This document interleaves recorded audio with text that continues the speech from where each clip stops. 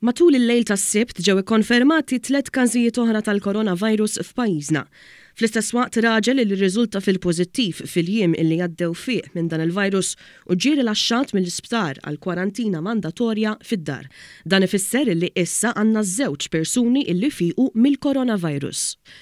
L-ewwel każ li ttestja fil-pożittiv tul il-lejl tas-Sibt huwa ġuvni Malti ta' 23 sena li huwa ħaddiem tas-saħħa huwa ġie lura Malta minn Dublin fl-10 ta' Marzu. F'konferenza tal-aħbarijiet is-Supretendent tas-Saħħa Pubblika, il-Professur Charmaine Gauci, spjegat li minkejja li meta kien bla sintomi r-raġel daħal għax-xogħol, ir-riskju li l-virus ġie trasmess għal xi pazjenti huwa remot ħafna. Mill-assessment li għamilna rajna li dal-persuna ma kellux kuntatt ma l-ebda pazjent għal iktar me 15 minuta face to face u anqas ma kien fl-istess kamra ma pazjenti oħrajn għal iktar minn sa'tejn. Allura palma qed qabel l-indikazzjonijiet kienu biss li kien hemm dawk il-kollegi tiegħu li kienu f'kuntatt u li seta' kellhom exposure u dawn mill-ewwel mill-bieraħ stess aħna poġġejnihom kwarantina li qegħdin id-dar ma jitlux l-isptar u ma joħorġux. Min stħarriġ li sar ir-riżulta li kien hemm 6 kollegi li seta' kellhom kuntatt miegħu, dawn tpoġġew taħt kwarantina mandatorja fid-djarhom. It-tieni każ li ttestja pożittiv kien student Malti ta' 20 sena illi wasal Malta minn Dublin fl-10 ta' Marzu.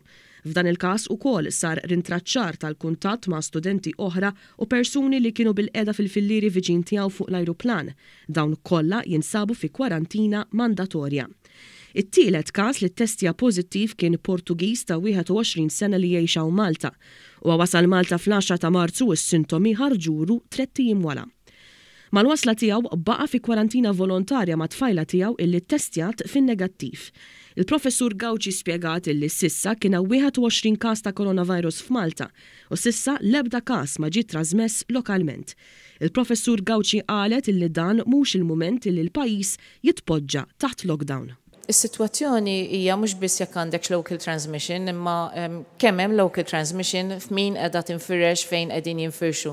Jiġifieri inti ma tistax tagħmel prevediment ta' sitwazzjoni ikollok numru ta' każijiet wieħed jew tnejn jew tlieta, inti tavalwa s-sitwazzjoni. Għax pereżempju jekk inti għandek pereżempju home li kellok transmission ma iktar minn persuna minn waħda għall-oħra u hemmhekk inti tara li hija contained hija sitwazzjoni mod. Jekk inti jkollok local transmission li hija fil-komunità hija sitwazzjoni li hija kompletament differenti. Hija laqgħet ukoll il-ħidma ta' preparazzjoni li saret mill-awtoritajiet tas-saħħa biex żdiedu s-sodod tal-kura akuta f'Mater Dei u f'ċentri oħra.